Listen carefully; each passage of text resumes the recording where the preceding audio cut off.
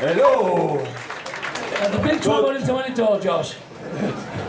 Tonight it's a special night.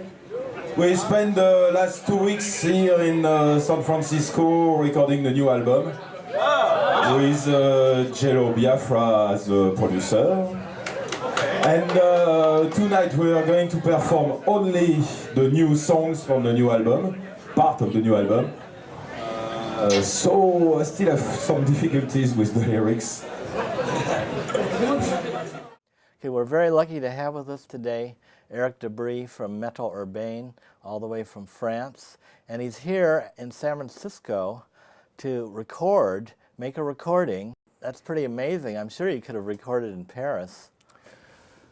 Could have recorded in Paris, but for the what we do, the kind of music we do and all that, it's still a bit difficult to do it in France the way we want to do it, with the kind of equipment and kind of room where we wanted to record that new album. We also wanted to be away from the everyday life.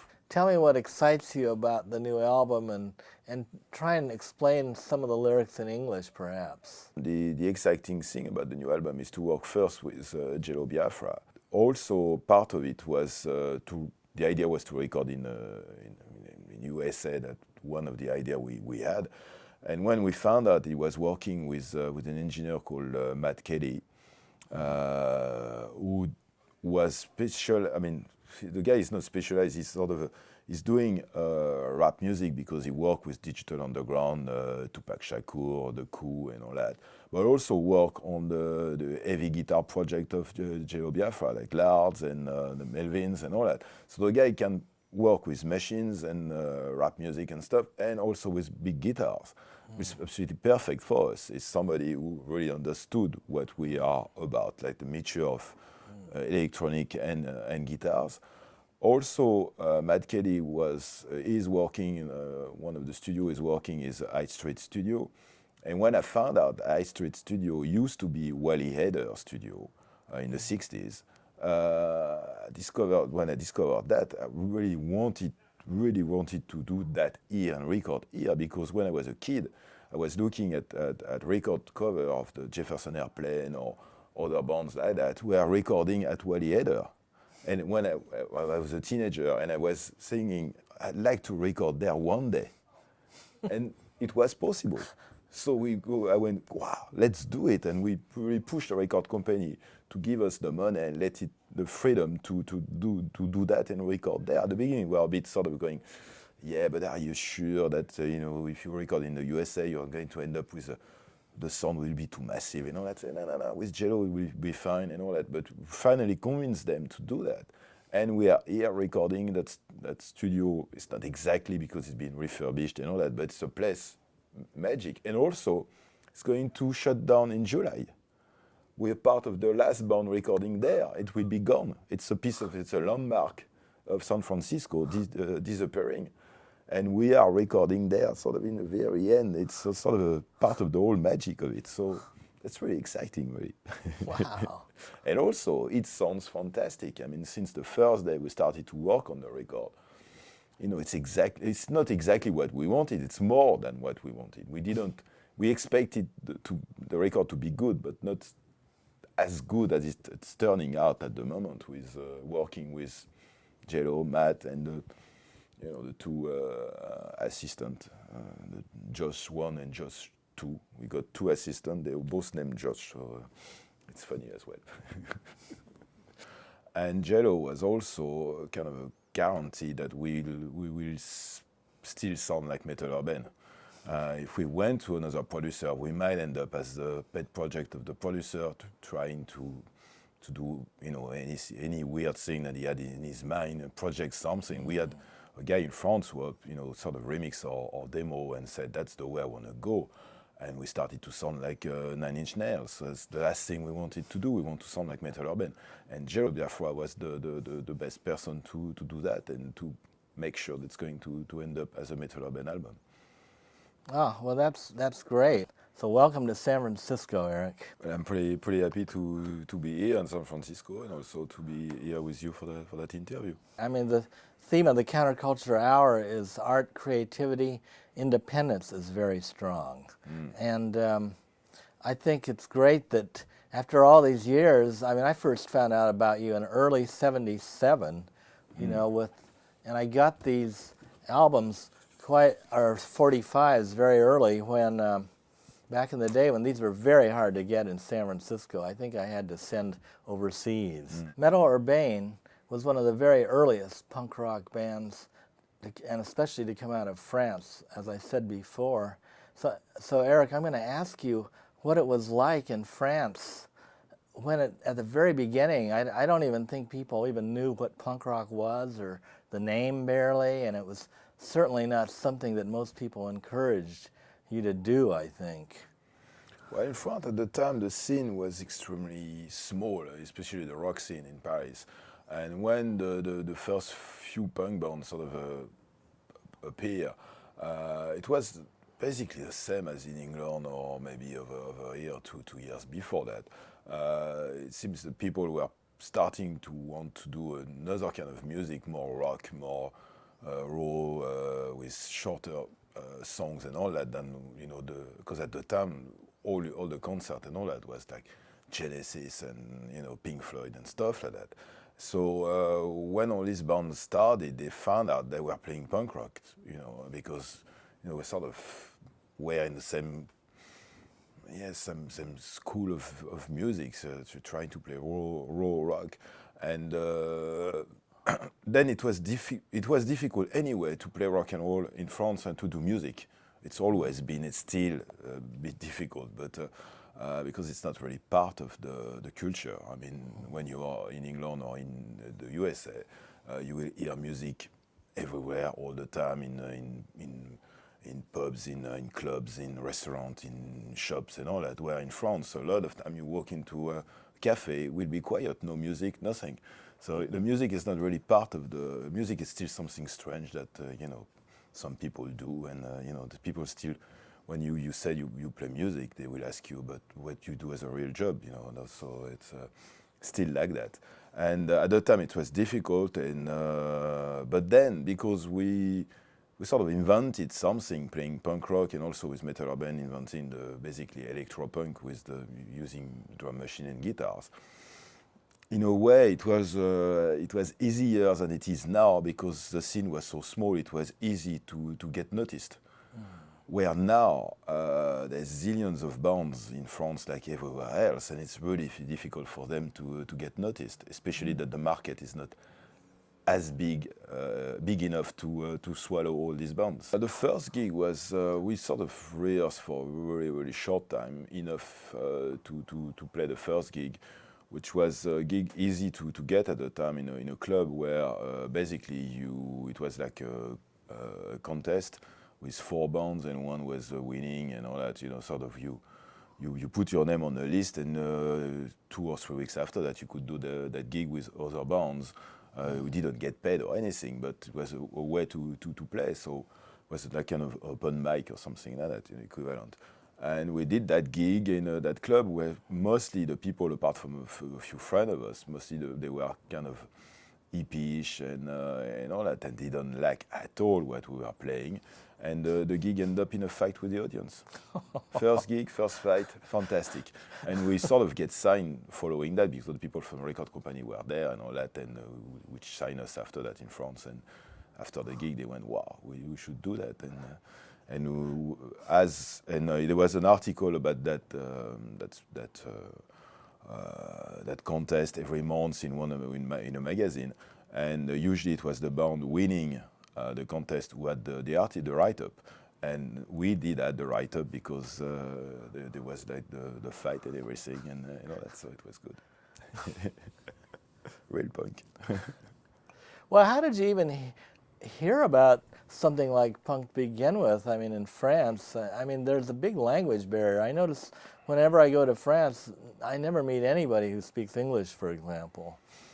Well, we were really versed into the English culture and American culture because we were the music we were listening to. I mean, especially since I was a kid, I was buying English, music paper and like Record Mirror, New Musical Express, and all that, and also really few shops in Paris, the Open Market and maybe two other ones were importing records from the US or from England, and so we bought the first Ramones album and the first television, the little the single, the red one, and stuff like that, So, and we were really eager to get all that stuff. So that's why we knew what was going on, and we discovered that other people had the same same thought about start changing the music at the time from what was the progressive rock to go back to the roots, to play rock and roll basically. Yeah, and also we used at the time to go with the original singer, with Claude Panic. We like twice a year we used to go to England and to London, and so we were really probably more aware than a lot of French people that what was going on. You just, and there wasn't much out anyway. Yeah. You remember? I mean, yeah, you had that many records, but I don't even think there were that many punk records out, even in '77. Maybe that many. Yeah.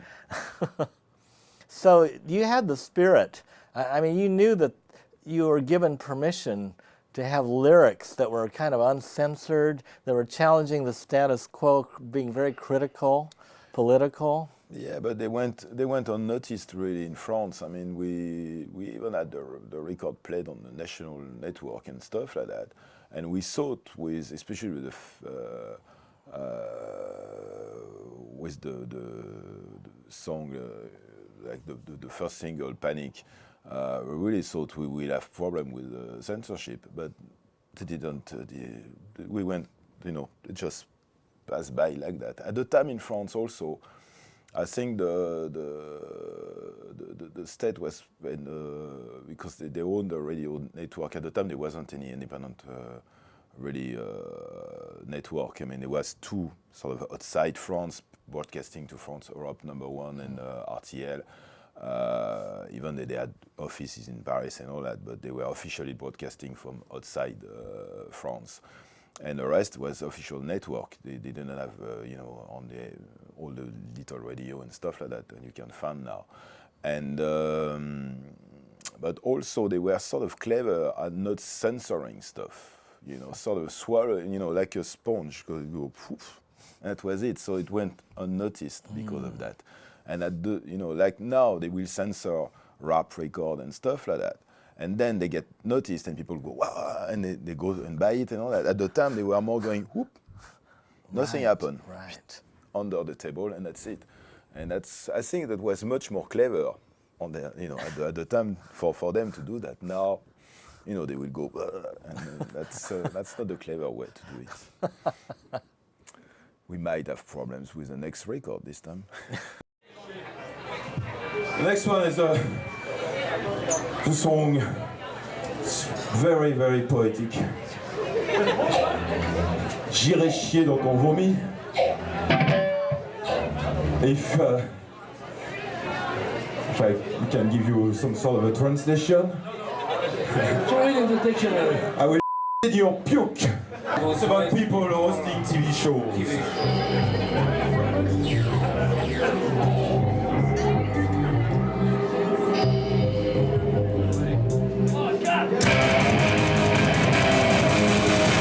Une gueule comme ça, ouais, une serre penchée, c'est un catholique, canonise l'audience.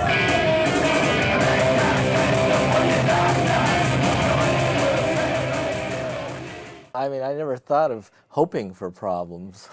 No, but we didn't really hope for problems. We thought we were going to have some, and we end up not having any. So, sort of said, well, and but I'm pretty sure it's going to happen with the new one as well, because in a way our lyrics are maybe little bit more clever than just attacking the states and doing things very blatantly, or attacking the police and all that. We are not doing that. We are sort of more subtle, and it's more difficult to censor that kind of stuff. So.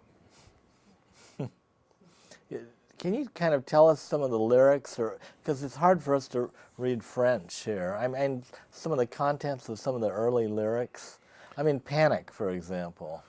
Wasn't that Panic / Lady Coca-Cola on the other side? Yeah. And I never understood what Lady Coca-Cola was. I figured it was an attack on Coca-Cola. No, it's not really an attack on Coca-Cola. Lady Coca-Cola is more of a because we are coming from that as well. Pop art record, a bit like more like an Andy Warhol painting. So and we do name Andy Warhol in the song and all that, and it's about sort of a mixture between maybe what's his name, another pop artist.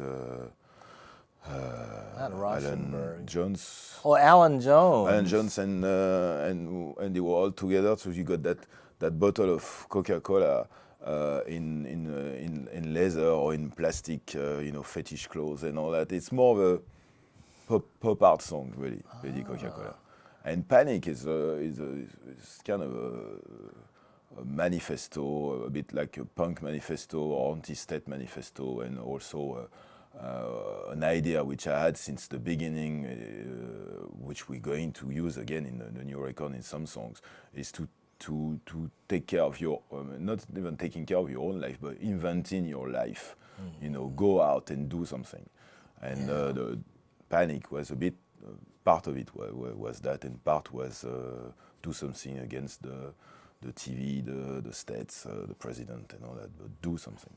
Don't just consume. Yeah. And in the new record, there will be translation of the songs for the American market. Yeah, Americans just know one language. You probably know 5 languages. No, 2, French and English.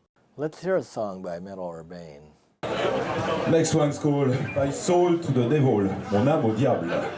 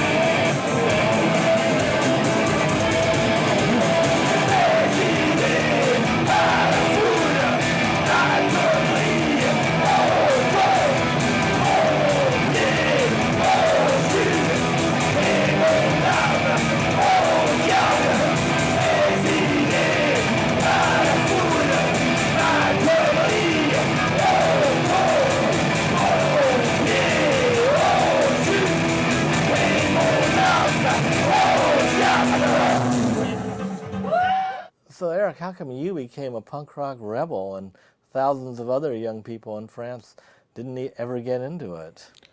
I don't know really. It's I believe when you become some kind of a rebel like that, it's because it's in your way of thinking, and you will either jump or invent a current where you will be able to express yourself.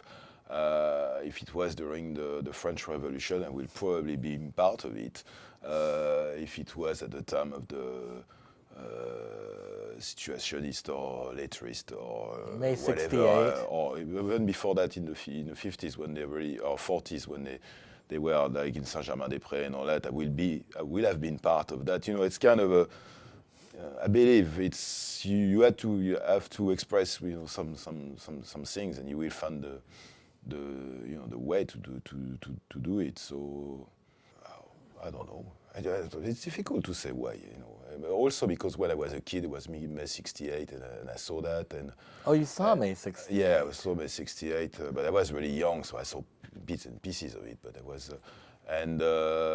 so I was then very interested in all the anarchist idea and stuff like that. So, you know, one thing leading to another, and all that, and been interested in anarchy concept and in you know, rock, and especially, you know,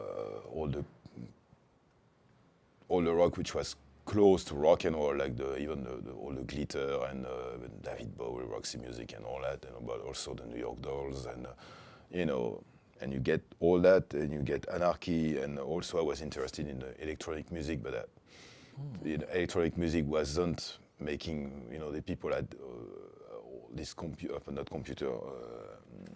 synthesizer, and they weren't making rock and roll with it, and you know, that's why we started to do rock with synthesizer. It's really all these things together. Sort of at some point when that was Metal Urbain. So. Yeah. What does Metal Urbain mean? Urban metal? Yeah, it's kind of the city. I mean, it's the city been built mostly in metal, and it's urban. But also, at some point, we were rehearsing with another band, which was the kind of proto Metal Urbain. It was me, Zip Zang, the other guy who was playing synthesizer at the time in the band, and Ricky Darling. And we did one or two rehearsals, and during one of the rehearsals, someone said, "Oh, it's metal," and the other one said, "Yeah, it's metal, but urban." And when that's where we got the name. That's great. You know, since I had such a hard time kind of trying to decipher the French lyrics, maybe you could go through by memory a number of your songs and what they're about. A lot of the songs at the time, like a song like Paris Maquis is a song about the fact that at the time some people with, and it's still the same, people with fascist idea and all that will be more protected by the government than the people fighting these ideas. A song like Hysterie Connective it's a song about all the newspaper pinpointing some people or saying they are dangerous and all that, or something, some catastrophe is going to arrive, and having people always in kind of hysteria because something bad is going to happen, and it's usually something really tiny that they go, you know, to get the people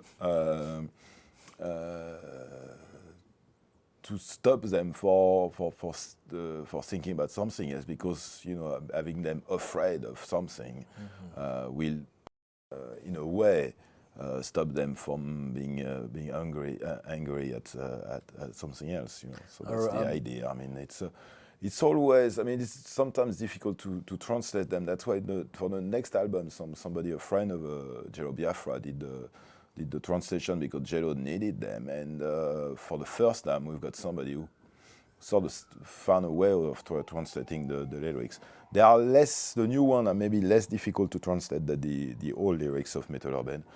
We sort of slightly changed the way we were writing, and it's sometimes easier to translate them now. But it's usually an image also. It doesn't tell a story. It's more of you know, gives a it's a bit because I'm come from painting as well. I mean, I was I was that's me.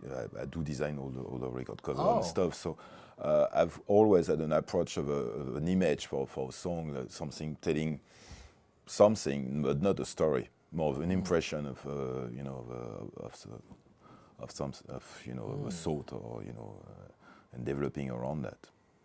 Oh, starting from an image. Huh. Yeah, usually it works like an image, even if it sometimes starts by you know from line. But this line always are some kind of an image, really. Yeah. Wait, you have to tell me about how you started painting. I suppose in grade school or something.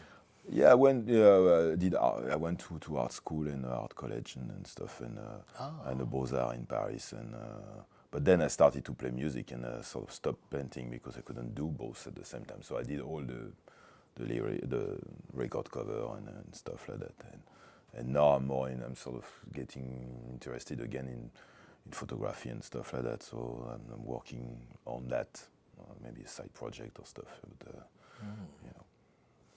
Yeah. But painting is time consuming, and also as I choose to play in a rock band instead of painting, because painting you paint in your own room for months, and then you do an exhibition if you are lucky, and you meet the people the day of when the exhibition starts, and that's it. When you are in a group, you're confronted to the people all the time, and you play on stage and all that. So it was much more, you know, more immediate. That's for sure. Yeah. They're completely different. Yeah. Yeah.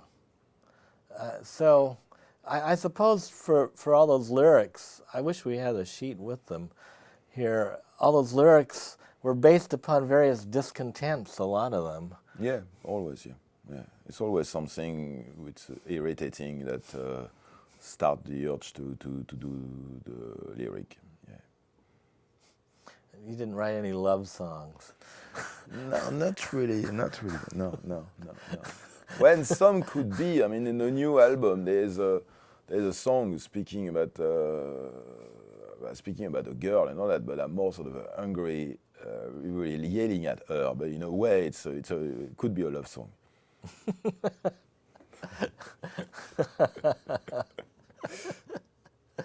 Yes, well, you know, we're just so curious about what it's like to be born French and grow up, and how different it is from here. I mean, you had Serge Gainsbourg. I happen to like Serge Gainsbourg a lot. Yeah, but the problem in France, if you want to be successful, you have to be a songster. You have to make, you know, love songs, or even see if they are a bit different, like Serge Gainsbourg and all that. But you have to do the traditional French song. You have to sing along, you know, music not too loud and all that, and go la la la la la la la la and la, and that will sell. But if you are a rocker, it's really very difficult. I mean, if we've been Metal Urbain, been born in the USA or in England, we will be living by our swimming pool now, and not in a tiny flats in Paris. You know, no way we could have made money in France with that. You know, it's impossible. I mean, now it's more possible. That's the first time we sign a proper deal with money to record the album, and then we know the album. I mean, the album will be distributed properly. I mean, even the compilation we did, the reissue that 17 put out 3 years ago now, were distributed by EMI in France, because the boss of EMI at the time, he's been sacked but the boss of EMI at the time was a fan of Metal Urbain. And now we start to be able to speak to people in position in the music industry and all that, who are fan of Metal Urbain and will help us. So we needed like 30 years to achieve that. But geez, you must tell me how you survived the past 30 years. By doing other stuff. What jobs? But I started when I came back from England. I did open a recording studio in Paris. And I work as an engineer, a producer. I produced the last two engineer, and partly produced the two last Berrurier Noir album. a French band, sort of really influenced by Metal Urbain, but they sold much more than us. And I worked, as a producer for a while, and then I worked for some kind of institution, which is a resource center for rock music, and giving advice to people. I also did teach how for a while on the contractual law and how to negotiate a contract for a record, and I did some management as well. I was spell with for 2 years with the internet when everything went with the bubble and all that, trying to get some money. And then we got the band back together because we had the offer to re-release the record properly, like the really nice compilation album that we released 3 years ago. And we had an offer from an American promoter to come over here and play. And we said, okay, let's get the band back together. And since then, I'm having fun. Great. And I'm starting to live out of it. I'm getting money and all that. And I also do a lot of DJing now in Paris, rock DJing, and that start to work as well. DJ? I got more and more gigs there, and playing clubs and more famous clubs. And that's, we might even have with my DJing, because I got something called, I do that with another guy who's sometimes VJing and sometimes DJing with me, and it's called Le Punk Club. And we've got like 4 nights a month now in Paris, but we probably will have 2 more pretty soon. And we're supposedly touring, it's still a bit sketchy, but we should tour Japan by end of August, and we will play a few for 2 weeks there, gigging as Le Punk Club as a DJ and all that. So so I'm doing music for a living now. Wow, that's amazing. That's how you've spent basically the last 30 years without having to have a really terrible job. Yeah. Good for you. Yeah. Well, do you sell any paintings? No, because you need space to do that, and my flat is too small. All the flats I visited in Paris are small. Really, really small, because it's really expensive, and unless you get a normal job, it's impossible to have enough money to have a large flat in Paris. Yeah. Right. So, is there any radical art scene going on in Paris, kind of? Radical. Yes, there always been some such what they call will be an alternative scene, but I'm not really in touch with them because the difficulty I've got with alternative scene in France is most of the time it's not really alternatives to something, because basically you don't really have offers from major record company to sign rock bands and punk band and all that. So it's not an alternative when you can't choose. People said we're alternative and we don't want to work with majors, but the majors don't want to work with them. So it's not an alternative. It's a fight, and they will play into shitty clubs where basically the entrance will be cheap and the beer will be cheap, but the owner of the shitty club will take all the money from the bar. And the musician will be hardly paid, and they will say, yeah, it's alternative, and they don't want to play in clubs where maybe the beer and all that will be more expensive, but where the musician will be paid. So I'm not really with that scene at all. Metal Urbain never been really with this kind of people, because basically we want to give to speak to the larger and the broader audience possible. We don't want to speak to a clique. And also, we trying to make that for a living. We don't have rich parents. We don't have personal fortune and all that. And so, if we do that, we want to live from it instead of doing another job on the side.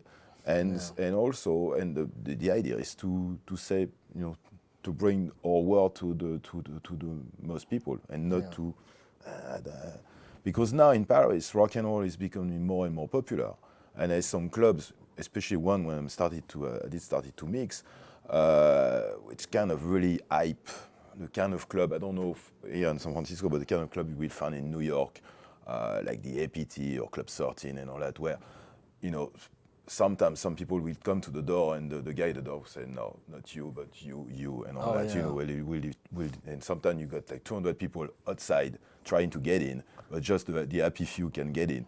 And so some people are starting to criticize me because I'm mixing there. But I mix for an audience which listen to rock and are happy to dance to it, where and I found it's better than they dance to my stuff than to electro or techno or whatever. And now people are starting to complain that in so-called rich people, which most of them are not, are start to like rock and roll. You know, That's so strange. you know, it's they want to keep it for themselves, but we don't want to keep it for ourselves. We want everybody to you know, to listen to it and be in it. So there's a new scene in Paris of really young band. The youngest one is a drummer in one of the bands. Is 14, and the older will be 20 or 26 or something like that. And all these bands are playing rock and roll. They're really, most of them dress up, you know, a bit like mods and all that. They're really into the Rolling Stone, Pretty Things, and all that. And basically, they are kids who discover the record collection of their parents, and their older brother or sister were into techno and stuff like that, and had that. And now they're back to rock and roll. And all these bands are a bit like the punk band of the time. They rehearse for 2 or 3 months, even sometimes less than that. Once they've got like 6 or 7 songs, they get a gig and play. Even if it's really sketchy, sometimes you know, the songs are not even songs; they are more so just a riff and a bit of lyrics on top.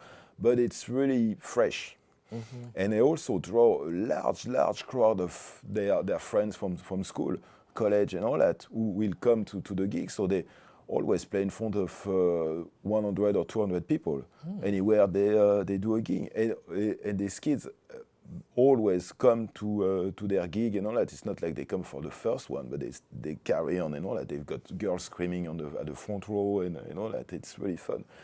And then the thing is, most of these kids come from the rich quarter of Paris.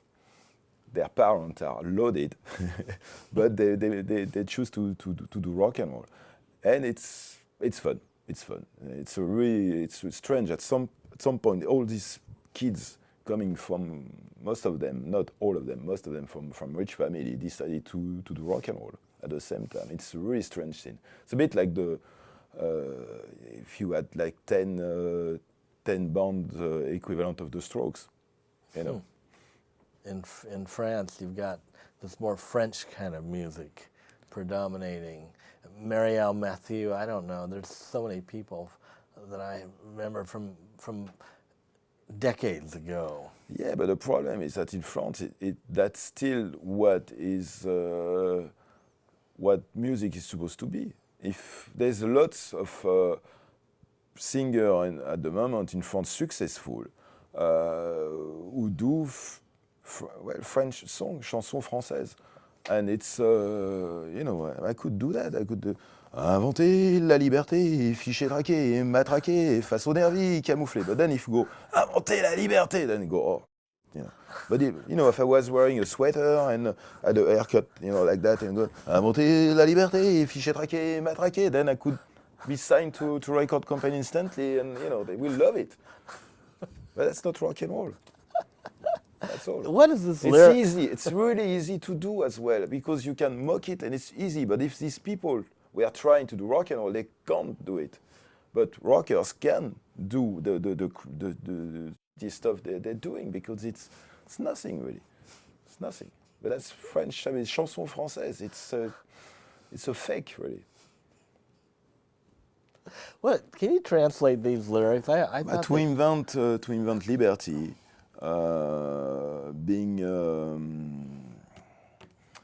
Being fiché, it's when you file, when you know the police get a file on you.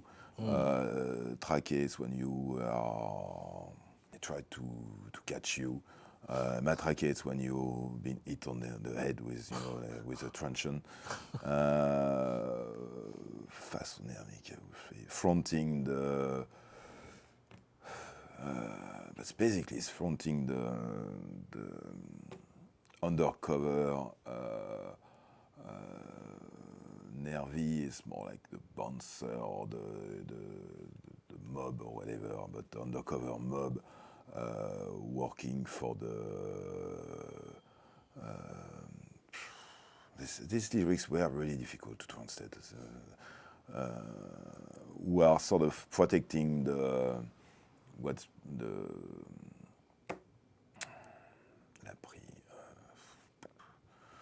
basically protecting the idea of the states and all that, and paid and armed to kill us.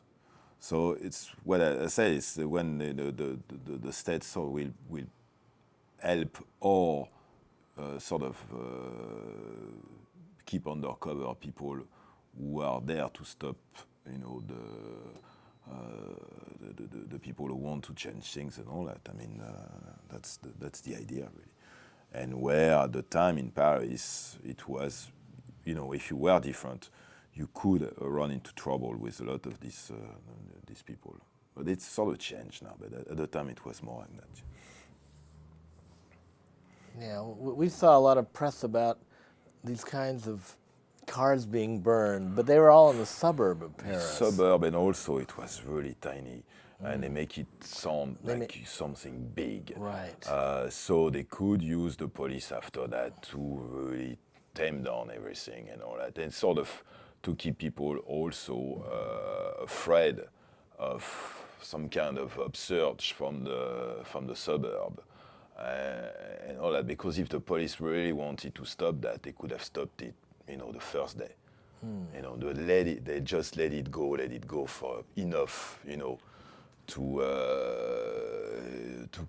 keep the people afraid, so the people will vote for the right wing at the next election and all that. It's, we don't even know who really started the riot. I mean, it could be people paid, by whoever. I mean, you never know exactly what's going on in sort of things, because they weren't political riot. There was no spokesman. Nobody was saying, we want to change this, we want that, and all. No, it was just, we just burned the car because we are unhappy. But it's easy to push somebody to be unhappy and burn a car. Well, I mean, I was just trying to trace the general social climate that might give rise to more songs from Metal Urbain. It's not so much the social climate that what we see. I mean, we'll start from something I will see in the street. We'll start from some news on the TV or in a newspaper. It will be something which irritate me or will irritate Herman because we're both writing lyrics. Could be a friend who do something stupid that irritate us, and then we start to write something about it. And we got a song basically against drugs and people who end up doing really really silly things because of drugs. And it could be. There's a song against war, but it's not really like a pacifist song. It's more a song telling that war is stupid and people who go to war just get killed, and that's all, and nothing change. And could be anything really. Let's speak about war. War is not a really good thing, as you may all know. This one's called Ici c'est la guerre. I see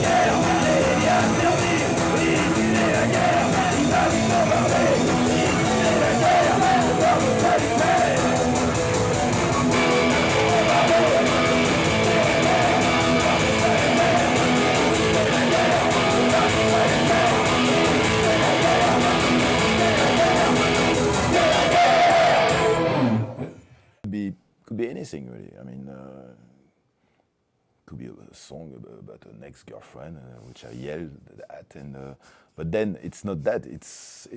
We make it into something that will relate to a lot of people. Will relate to and will understand what that they will. We try always to do a song with which will be more general than the idea which start the song. Mm-hmm. So we also try all the time since the beginning of Metal Urbain to do songs which are not are timeless. They are, you can't say they've been most of the lyrics of the original songs of Metal Urbain are still really relevant to what's to something which happening now. Yeah. And sometimes it's not exactly for the same subject, same reason or whatever, but you can take a song which we wrote because of that, and now that song could be put on top of something else and it's still working, because we didn't put anything in it which could say when it was written and for what reason or against who. There is no name of people, there is no name of place, there is no date. It's always sort of it's like I said, it's more of a development of an idea than a story. Well, that's the way to make the art last longer. Yep. So did you ever relate to like the French tradition of poets like Rimbaud, Baudelaire? I'm more into poets like François Villon, people from the Middle Ages. Than tell us tell us our audience who François Villon is. François Villon was a writer poet in the Middle Ages, but really modern in the way he was writing at the time and trying new things, and he was a bit of a. Well, he was a bit of a... He was a professional thief, He was a professional thief as well, because he couldn't really make money from his writing. So he was more he was sort of surviving, really. And, but the guy was... He was a criminal. He was a criminal, yeah, but he was, because he couldn't sell books and stuff like that. So he was writing, but he was... Yeah, and also, but especially his writing was extremely modern and extremely... percutant and all that, and more into that kind of thing than to the poetry, which will be nice and all that. Because even Baudelaire and all that and Rimbaud, there's things going on in it, but it's not exactly what I will like. I mean, I can read it. It's good, but it's not my favorite. I just was reading some Baudelaire, and I was struck how modern it was. I mean, he wrote quite a bit. Yeah. And it's hard to find all the works. I think these were like these prose poems. You might like them. Well, I've read most of the stuff, but it's not exactly what I'm more into. François Villon to speak more to me than Baudelaire, and a lot of English writer, American writer. One of my favorite poets will be Bukowski. Oh, Bukowski. Yeah. Well, I think Bukowski was punk before punk. Oh, Bukowski, he reached France in translation. No, I read no, I don't read in translation. I always read in English. So I've got reached France in translation, but that's not hardly any of his poems being translated. So I've got everything on the original on Black Sparrow press, and so I've got all that. I even got some of the one illustrated by Crumb and all that, the collector ones. Ooh. Oh, you kind of collect Bukowski. Yeah, I've got everything. Wow, that's amazing. Here you are in France collecting one of the hardest core, down and out West Coast pre-punk writers. Yeah, I mean, he came here to San Francisco, and gave a reading. And he sat at a table on the stage, had an entire refrigerator filled with beer, and he only stopped when the last beer was gone. Yeah. I think he had a bathroom break. And when he stayed at City Lights, he broke the windows at the little apartment. think he made a big hole in the door too, or the wall. I don't think they let him come back. That's sort of, in a bad way, pre-punk, isn't it? Yeah, okay, he was, you know. I mean, punk was all about trying to tell the truth, and not about being hoity-toity and super upper-class, polite and pretentious and hypocritical. Yeah. It was trying to be more direct and Yeah, more. yeah, that's the idea. You know? That's the idea. Be direct to the point. Say what you have to say, and even if you are wrong, you say it loud. And at least you think it's the truth when you say it. Yeah, I mean, you know, if you don't like something, or if you like something, say it. Don't say, oh, I don't know, it could be good, but it could be bad. And no, just say it. Say it. Do something. Say it, and go out and, you know, live, really. Yeah, live. Otherwise, you spend your whole life, and at the end, you said, oh, I should have said that, I should have done that, I should have, but no, I do things. I do things. There's hardly any, anyway, there's a few things in my life that I didn't do. I'm still really, really angry against myself for not have tried that at the time because I was too scared or, you know, not sure that I should have done it and all that. And everything I've done because I wanted to do it, and even if I, you know, hurt myself, you know, against the wall or whatever, it wasn't the right way, the right direction, it was something wrong to do, at least I've done it. Right. You know, if you don't do it, I always think about what if I've done that, or what if I've said that, what if... No, you just do it.